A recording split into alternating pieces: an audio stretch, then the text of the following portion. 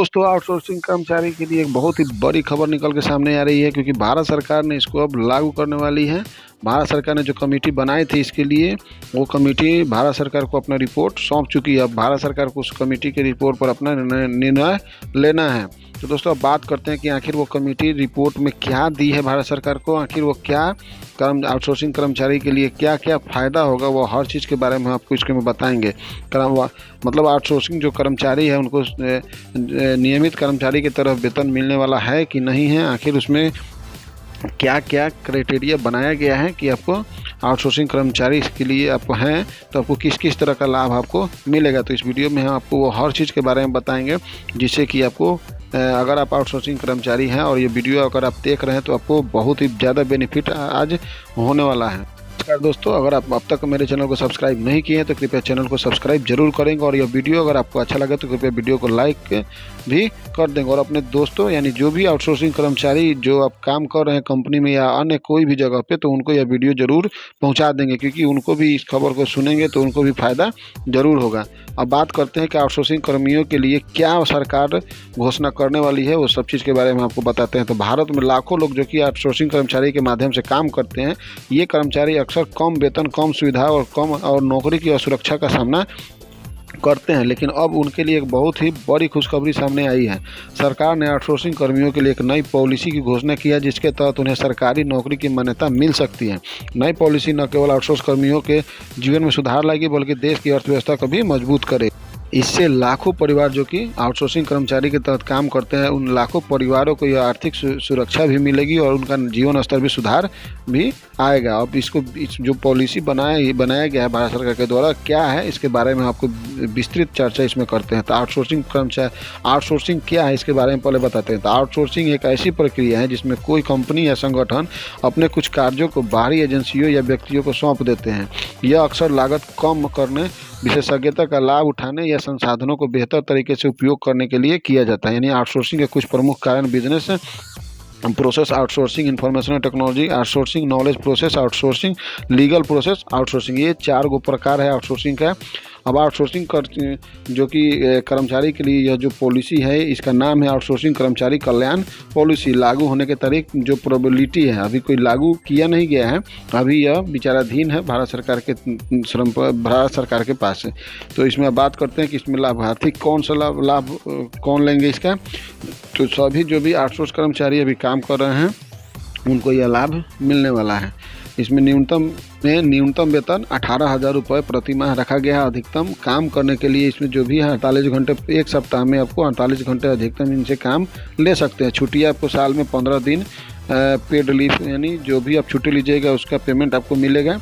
स्वास्थ्य बीमा 5 लाख तक का रखा गया। पेंशन योजना आपको मूल वेतन का 8% आपको देना होगा।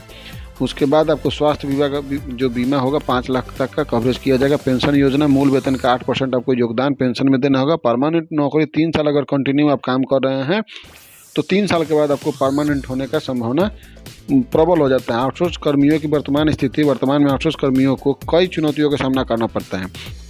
कम वेतन, यानी अक्सर नियमित कर्मचारियों की तुलना में आपको कम वेतन मिलता है। जॉब को इनसिक्योरिटी, यानी कोई गारंटी शुदा सुरक्षा आपको जॉब का नहीं रहता है, कभी भी आपको हटाया जा सकता है। सीमित लाभ, यानी स्वास्थ्य बीमा, पेंशन जैसे लाभ अक्सर नहीं मिलते हैं। मतलब इसमें अगर आप आउटसोर्स कर्मचारी के रूप में काम कर रहे हैं तो ये सब भी आपको दुख का सामना करना पड़ता था। लेकिन अब यह भारत सरकार अगर इसको लागू कर देती है तो आपको इस तरह का बहुत ही ज़्यादा बेनिफिट मिलने वाला है। कम मान्यता, यानी कई बार उनके योगदान को पूरी तरह से स्वीकार ही नहीं किया जाता है। काम तो बहुत लिया जाता है लेकिन उसको माना ही नहीं जाता है। कार्य जीवन संतुलन, यानी अक्सर लंबे और अनियमित कार्य घंटे उनसे लिए जाते हैं। सरकारी नौकरी की मान्यता का महत्व, सरकारी नौकरी की मान्यता मिलने से आउटसोर्स कर्मियों के जीवन में कई सकारात्मक बदलाव आ सकते हैं। यानी वेतन उसका सही हो जाएगा तो नियमित सरकारी जो कर्मचारी है उनके समान वेतन मिलने की संभावना हो जाएगी। जॉब सिक्योरिटी हो जाएगा, नौकरी से निकाले जाने का डर कम हो जाएगा। सामाजिक सुरक्षा, यानी पेंशन, ग्रेच्युटी जैसे लाभ मिल सकते हैं। स्वास्थ्य लाभ, सरकारी स्वास्थ्य योजनाओं का लाभ भी उनको मिल सकता है। यानी कैरियर विकास में पदोन्नति और कौशल विकास के बेहतर अवसर उनके लिए इसमें रखा गया है। मतलब कि अगर आप यह जो आउटसोर्स कर्मचारी का जो ये अभी पॉलिसी लागू होगा तो इसमें बहुत तरह के सुविधा मिलने वाला है। नौ जो पॉलिसी है उसका प्रमुख प्रावधान न्यूनतम वेतन और सरकार के समय पर भुगतान होना, इसमें इसको रखा गया है। यानी जैसे ही नई पॉलिसी का जो इसमें लागू होगा उससे आउटसोर्सिंग कर्मचारी का न्यूनतम वेतन 18,000 रुपये हो जाएगा। यह एक बड़ा कदम है भारत सरकार की तरफ से, क्योंकि अभी तक कोई आउटसोर्सिंग कर्मचारियों को इतना काफ़ी कम वेतन मिलता है। मतलब इतना वेतन 18,000 रुपये उनको नहीं मिलता, बहुत ही कम वेतन मिलता है। साथ ही कंपनियों को यह सुनिश्चित करना होगा कि वे कर्मचारियों को समय पर सैलरी दे। वेतन का भुगतान हर महीने के 7 तारीख तक सुनिश्चित किया जाएगा। अगर कोई कंपनी सैलरी देने में देरी करते हैं तो उस पर जुर्माना का भी प्रावधान इसकी जो पॉलिसी है या पॉलिसी में जुर्माना का भी प्रावधान किया गया है। अगर आपको सैलरी समय पर से नहीं देता है या इतना जो सैलरी अभी भारत सरकार लागू करने वाला है ये अगर नहीं देता है तो उनके लिए बहुत ही बुरी खबर है। वार्षिक वेतन वृद्धि और अतिरिक्त भत्ते, मतलब नई पॉलिसी जैसे ही लागू होगा तो आपको प्रत्येक वर्ष आपको 5% की वृद्धि आपको वेतन में मिलेगा। और इसके अलावा आपको यात्रा भत्ता, महंगाई भत्ता जैसे अतिरिक्त लाभ भी दिए जाएंगे। कई घंटे काम में सुधार हो जाएगा। नई पॉलिसी के अनुसार आउटसोर्स कर्मचारियों से एक सप्ताह में 48 घंटे से ज़्यादा काम आप नहीं ले सकते हैं। अगर किसी कर्मचारी को इससे ज़्यादा काम करना पड़ता है तो उसे ओवर टाइम का पैसा भी देना पड़ेगा। यह कदम कर्मचारियों के स्वास्थ्य और ग्राम जीवन संतुलन को बेहतर बनाने में मदद करेगा। मतलब कि अगर काम इनसे ज़्यादा लेते हैं तो आपको जो ओवर टाइम होता है उनसे ओवर टाइम का आपको पैसा देना पड़ेगा। छुट्टी और अवकाश की बात करते हैं तो कर्मचारियों को हर साल 15 दिन का पेड लीव, यानी आपको छुट्टी भी देना होगा और साथ में उसका पेमेंट भी देना होगा साल में 15 दिन का। इससे वो अपने परिवार के साथ समय बिता सकेंगे और अपने स्वास्थ्य का भी ध्यान रख सकेंगे। अगर कोई कर्मचारी अपनी छुट्टियां नहीं लेता है तो उसे उस टोटल 15 दिन का सैलरी आपको जोड़ के देना पड़ेगा। बीमा, स्वास्थ्य बीमा और सुरक्षा के बारे में अगर बात करते हैं तो नई पॉलिसी में आउटसोर्स कर्मचारियों के लिए स्वास्थ्य बीमा की भी व्यवस्था रखा गया है। हर कर्मचारी को 5 लाख तक का स्वास्थ्य बीमा कवर मिलेगा। इससे कर्मचारियों की बीमारी या दुर्घटना की स्थिति में आर्थिक मदद मिलेगी। साथ ही कंपनियों को यह सुनिश्चित करना होगा कि कार्यस्थल पर सुरक्षा के सभी मानकों का पालन किया जाए। अगर कोई कंपनी नियमों का उल्लंघन करती है तो उस पर कड़ी कानूनी कार्रवाई की जाए। पेंशन योजना के बारे में बताते हैं तो आउटसोर्स कर्मचारियों के भविष्य को सुरक्षित करने के लिए नई पॉलिसी में पेंशन योजना की भी व्यवस्था की गई है। इस योजना के तहत कर्मचारियों को मूल वेतन का 8% हर महीने पेंशन फंड में जमा किया जाएगा। इसका राशि का आधा हिस्सा कंपनी देगी और आधा हिस्सा कर्मचारी के वेतन से काटा जाएगा। यह पेंशन योजना कर्मचारियों को रिटायरमेंट के बाद जो आर्थिक सुरक्षा प्रदान करेगी। जब कर्मचारी 60 साल का हो जाएगा तो वह इस फंड से मासिक पेंशन पा सकेगा। परमानेंट नौकरी की संभावना, नई पॉलिसी से का सबसे महत्वपूर्ण पहलू है आउटसोर्स कर्मचारियों को परमानेंट नौकरी देने की व्यवस्था। इसके तहत अगर कोई कर्मचारी लगातार 3 साल तक एक ही कंपनी में काम करता है तो उसे परमानेंट करने का विचार किया जाएगा। यानी अगर कोई भी कंपनी किसी भी कर्मचारी से अगर लगातार 3 साल तक काम लेती है तो उनको परमानेंट करने पर विचार करना होगा कि इस नियम में यह पॉलिसी में यह इसको रखा गया है। क्योंकि देखते अभी आए दिन देखा जाता है कि 5-5 साल तक कंपनी काम अपने पास रखती है, फिर उसको बिना कोई सूचना के कोई कारण ऐसे ही लगाकर उसको हटा देती हैं। तो दोस्तों अब बात करते हैं परमानेंट नौकरी होने पर कर्मचारी को कई फायदे मिलेंगे। जैसे बेहतर जॉब सिक्योरिटी हो जाएगी, प्रमोशन के अवसर मिलेंगे, बोनस और अन्य लाभ मिलेगा, कंपनी की तरफ से ट्रेनिंग भी दिया जाएगा। यानी यह कदम आउटसोर्सिंग कर्मचारियों के लिए करियर को एक नई दिशा देगा और उन्हें अपने भविष्य के बारे में सोचने का मौका देगा। यानी इसको भारत सरकार को ये बहुत जल्दी ही लागू कर देना चाहिए। सरकार की भूमिका और जिम्मेदारियाँ भी इसमें रहेंगी।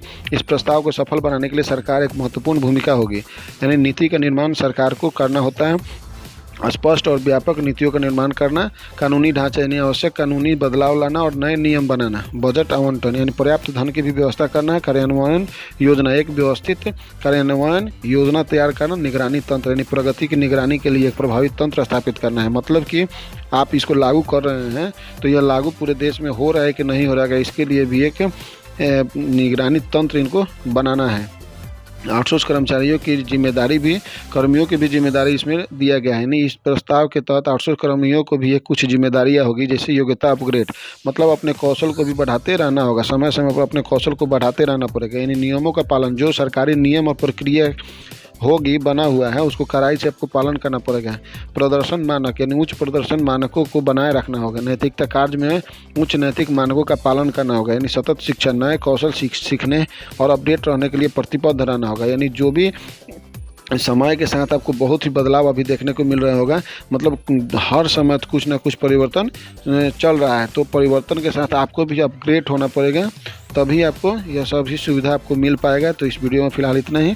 इसी तरह के तमाम खबर को जानने के लिए यानी सरकारी नौकरी योजना और कोई भी लेटेस्ट इन्फॉर्मेशन के लिए कृपया मेरे चैनल पर बने रहें। तो आपको अगर वीडियो अच्छा लगा हो तो कृपया वीडियो को लाइक और चैनल को सब्सक्राइब जरूर करेंगे और अपने दोस्तों के साथ भी शेयर करेंगे, ताकि उनको भी इस आउटसोर्सिंग प्रक्रिया के बारे में जो भी पॉलिसी बना हुआ है इसके बारे में उनको भी नॉलेज मिल सके, और सरकारी नौकरी, सरकारी योजना और तमाम कोई लेटेस्ट इन्फॉर्मेशन आता है तो उनको भी ये सबसे पहले नोटिफिकेशन के माध्यम से उनको यह जानकारी उपलब्ध हो सके। दोस्तों, इस वीडियो में फ़िलहाल इतना ही। जय हिंद, वंदे मातरम।